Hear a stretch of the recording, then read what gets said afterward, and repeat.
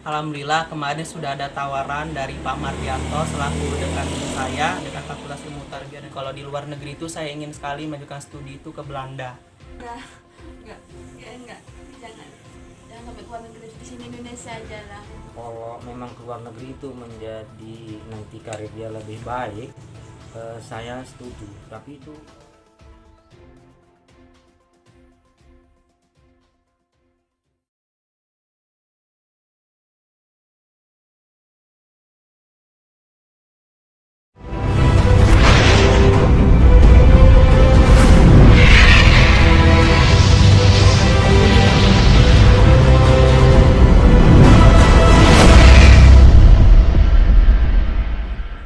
Saya ingin sekali Pak menjadi dosen.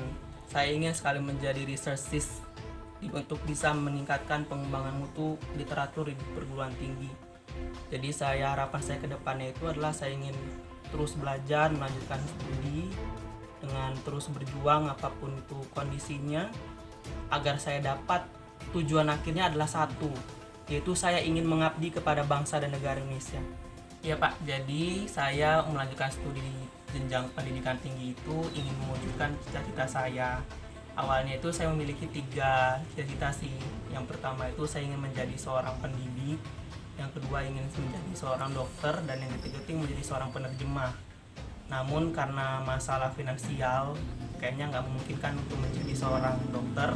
Hanya saya mengambil lebih fokus gitu ya, mengambil alih tujuan hidup itu yang menjadi seorang guru. Nah, saya ingin dari kecil itu emang suka dengan pelajaran IPA, khususnya biologi, makanya sempat terbesit dalam pikiran setting menjadi seorang guru biologi. Saya juga suka untuk mengintegrasikan antara nilai-nilai keislaman dengan pelajaran sainsis gitu. Makanya saya kira UIN itu adalah universitas yang memang kental sekali dengan konsep Wahdatul Ulumnya, integrasi antara nilai keislaman dan juga konsep pengembangan sains gitu. Makanya saya memilih salah satu program studi yang bisa mendukung mimpi saya tersebut. Nah, itu adalah di Fakultas Ilmu Tarbiyah dan Keguruan di program studi Tadis Biologi. Sedangkan untuk mimpi saya yang ketiga itu ingin menjadi seorang penerjemah, tetap saya kembangkan ya dengan cara saya belajar otodidak ya, dari buku, dari artikel-artikel, kemudian saya juga mengembangkan potensi keilmuan untuk menjadi penerjemah itu dengan bercakap-cakap, dengan menjalin relasi dengan orang asing. Alhamdulillah karena memang sudah sesuai dengan passionate hidup saya menyukai dunia pendidikan, dunia pedagogik, saya juga suka dengan penelitian di bidang biologi. Alhamdulillah semuanya berjalan sesuai dengan harapan. Jadi di awal-awal semester itu ya, khususnya semester 1, semester 2, dan juga semester 3, sebelum saya mendapatkan beasiswa unggulan, saya membantu kedua orang tua saya dengan cara menjual sarapan, mulai dari jualan risol, donat, kemudian nasi gurih, mihun, begitu. Jadi sistemnya itu saya kan di semester 1, semester 2 itu kan Pak masuk pagi kuliahnya, pulang sekitar jam setengah 10 gitu. Nah, setelah saya kuliah, saya menjajakan jualan saya tadi gitu. Itu dari antar program studi, antar kelas, bahkan antar fakultas gitu. Sedangkan di waktu semester 3 itu kan sudah mulai pulangnya jam 11 lebih kurang. Ya di paginya saya menjajakan jualan itu kepada adik kelas. Kemudian ada waktu luang juga saya sembari baca buku juga kan sambil jualan, ya saya menjajah jualan kayak itu gitu Pak. kegiatan jualan Jadikanlah apa yang kita kerjakan itu menjadi suatu pembelajaran. Jadi saya menjajakan jualan tidak ada rasa minder sama sekali. Kenapa? Karena menurut saya dengan saya sambil jualan itu saya bisa sambil mengembangkan misalnya kemampuan berkomunikasi, bagaimana cara kita bisa menggait orang lain supaya tetap menjajakan membeli dagangan kita, kemudian bagaimana cara kita menjalin relasi pertemanan dengan orang lain, kemudian bagaimana cara kita lebih kepada aspek skill relationship-nya itu dapat gitu. Jadi saya lebih berpandangan positif aja gitu, nggak usah kita minder dengan privilege kita harus seperti ini, tidak seperti itu. Saya bisa memanajerial waktu antara fokus dengan mengerjakan tugas kuliah sambil belajar dan juga menjajakan jualan Pak. Jadi alhamdulillah tidak ada kendala apapun sewaktu saya menjajakan jualan tersebut.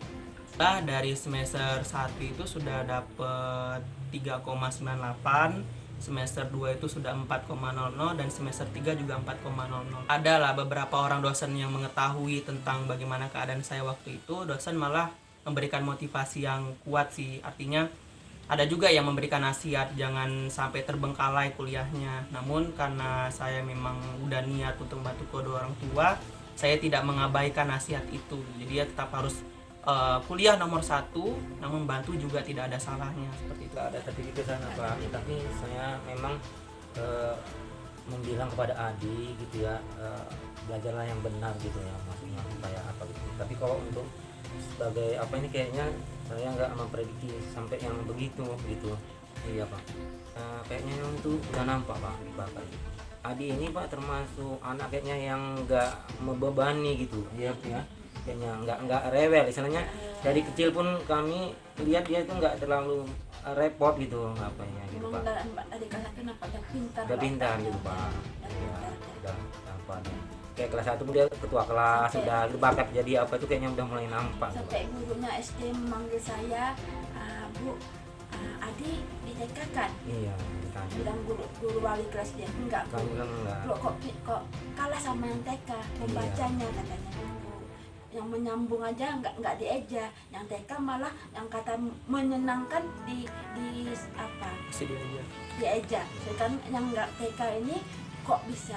Karena saya ini guru dulu, saya kan guru SMA, SMP SMA ya kan, ya dengan waktu dia nggak TK itu, dengan katakan adik mau TK nggak adik nggak mau TK, adik langsung SD. Jadi dengan kekosongan TK itu kan saya ajari dia, saya ajari membaca pertama kali A B C, cara megang pensil, mengenal huruf. Tapi dari di dalam apa dia anak ini kok bisa kok kayak gitu. Ada terima kasih sama Allah, ya Allah, terima kasih kau telah memberi hamba-Mu anak yang istilahnya nggak susah diajari. Mudah-mudahan bisa anak ini ya Allah, itu aja. SD dari kelas 1 sampai kelas 6 juara umum.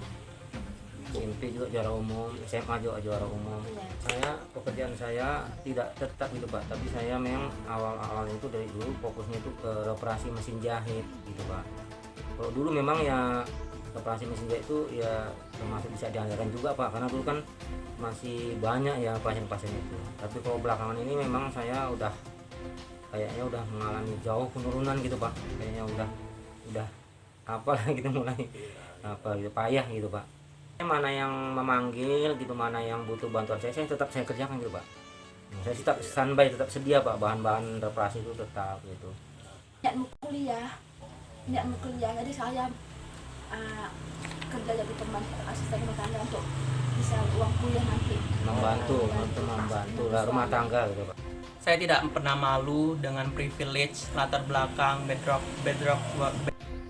kita seperti apa. Namun saya malu kalau misalnya nanti ketika kita mati kita tetap dalam keadaan miskin. Kenapa? Karena kita nggak ada hal positif perjuangan keras kita dalam menyikapi hidup yang pernah kita lakukan. Karena bagi saya pribadi, orang tua saya juga mengerjakan dengan sangat keras gitu ya. Bahwasanya memang kita tuh harus sadar kondisi kita. Jadi kalau kita mau sadar, kita harus bisa mengelaborasi kemampuan dan juga mengelaborasi kondisi kita dengan cara apa? Dengan cara bisa menyeimbangkan antara kompetensi dan tuntutan kebutuhan tadi. Nah itulah yang terus menuntun saya terus belajar dan juga terus tidak pernah mau untuk menyerah gitu, dan selalu punya prinsip pokoknya hidup itu harus mempersembahkan yang terbaik. Kita harus fokus terhadap apa yang kita kerjakan dan fokus selalu kepada Allah. Karena hidup ini juga tujuannya adalah mencapai dan mengharapkan ridho Allah gitu. Jadi yang fokus dengan apa kita kerjakan dan fokus dengan apa titik pencapaian mau kita hasilkan atau kita capai, seperti itu. Jadi saya tidak pernah malu dengan latar belakang orang keluarga saya seperti apa. Kita itu nggak boleh setengah hati menjalankan sesuatu. Jadi kalau harus maksimal. Dan kalau tuh orang dari mama saya selalu mengingatkan saya bahwasanya kita itu dari keluarga yang bukan dari keluarga orang yang kaya. Macam anak biasa, anak-anak lain ya bandal, tapi dengan bandalnya itu dia bisa bisa nangkep otaknya, bisa nangkap. Misalnya saya mengejar dia main tapi saya suruh kok bisa. Udah mulai belajar berjalan, mulai agak rasa kan yang sebaya si Adi ini kan udah main sepeda gitu. Jadi saya memang ada juga belikan tuh sepeda bekas, memang itu masih agak lumayan bagus. Maksudnya saya tuh mau dia tuh pintar main tuh, sementara asal kelihatan jatuh lihatnya ibunya terus melarang, jangan dia kok gini, nanti aja. Dia bilang nanti kalau udah besar kan bisa naik sepeda. Kami memang selalu bentrok gitu Pak. Jadinya sampai Anak cuma satu, bawa takut nanti tak apa-apa. jadi terakhir saya mengalah sepeda saya gantung Pak, sampai berkarat luar sampai apa. Terakhir yang memaksa karena udah nggak apa, dia pintar naik sepeda itu kalau nggak salah SMA ya. Malah kelas 3 SMA baru belajar sepeda, baru itu mulai. Jadi beasiswa unggulan dari Kemendikbud ini adalah beasiswa yang dikhususkan untuk masyarakat yang berprestasi. Jadi salah satu persyaratan itu adalah kita harus punya sertifikat juara. Nah, alhamdulillah saya kemarin itu sempat menjuarai ya, menjadi juara 2 alhamdulillah lomba TAFIS dan juga MTQN tingkat nasional kemarin waktu SMA. Jadi saya saya apply gitu untuk dapat beasiswa unggulan, alhamdulillah dapat jadi award di beasiswa unggulan sewaktu S1. Dan juga beasiswa unggulan ini diluluskan untuk sasarannya dalam pengembangan potensi keilmuan. Udah kalau di luar negeri itu saya ingin sekali majukan studi itu ke Belanda. Kenapa? Karena negara Belanda itu selain memang welcoming dengan negara Indonesia, dan juga memang negara Belanda itu banyak banget researches peneliti yang tersebar ke seluruh negara dunia. Jadi keilmuan itu lebih menurut saya ya sangat relevan gitu dengan pendidikan biologi yang saya geluti sekarang ini. Sedangkan untuk jenjang melanjutkan S2 di dalam negeri, saya ingin sekali sih bisa kalau ada kesempatan ingin ke Malang, ke Universitas Negeri Malang ngambil jurusan pendidikan biologi juga. Lepas ya?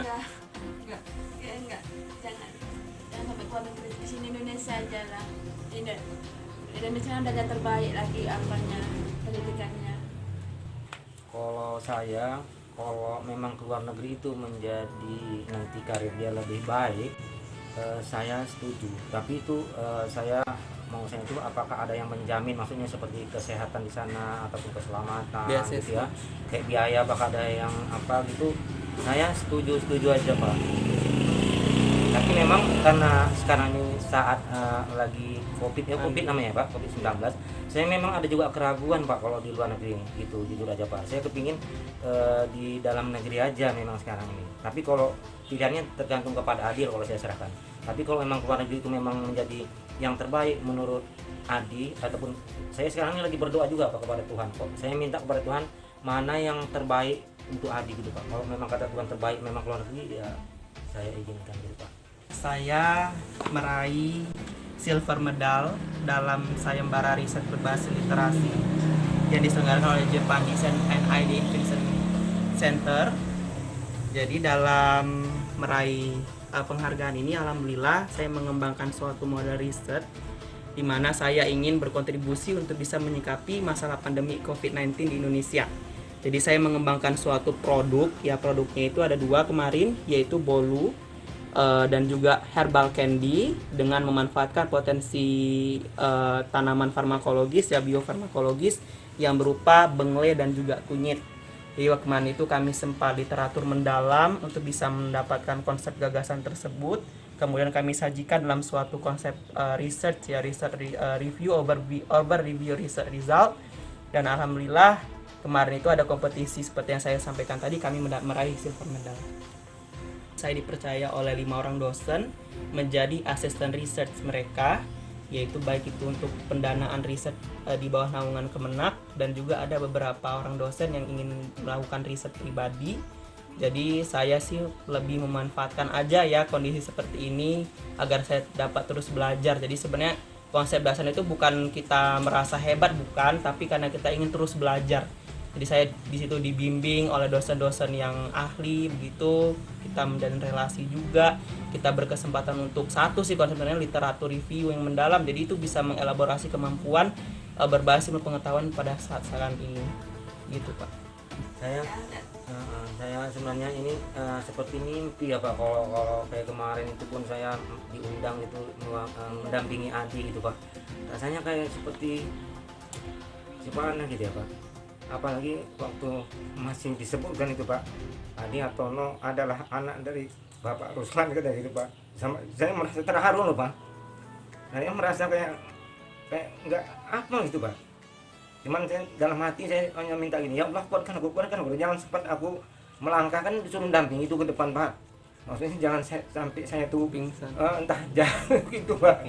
Gitu. Jadi saya hanya dalam hati ngomong, ya Allah kuatkan aku sampai hari, alhamdulillah kuat gitu Pak. Saya bilang gitu. Alhamdulillah kemarin sudah ada tawaran dari Pak Mardianto selaku dekan saya, dekan Fakultas Ilmu Tarbiyah dan Keguruan INSU Medan. Beliau menawarkan supaya saya menjadi asisten dosen di UPTK, khususnya di program studi biologi. Dan itu alhamdulillah sudah terwujud. Saya sudah menjadi asisten research juga dan juga asisten laboratorium, asisten dosen juga.